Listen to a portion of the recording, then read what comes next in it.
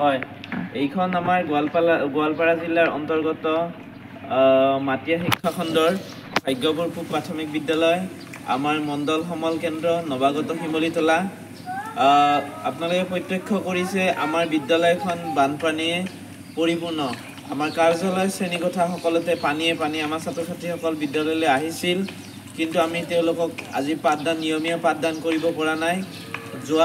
যোৱা নিশাই আমাৰ গোটেই বিদ্যালয়খন পানীৰে পৰিপূৰ্ণ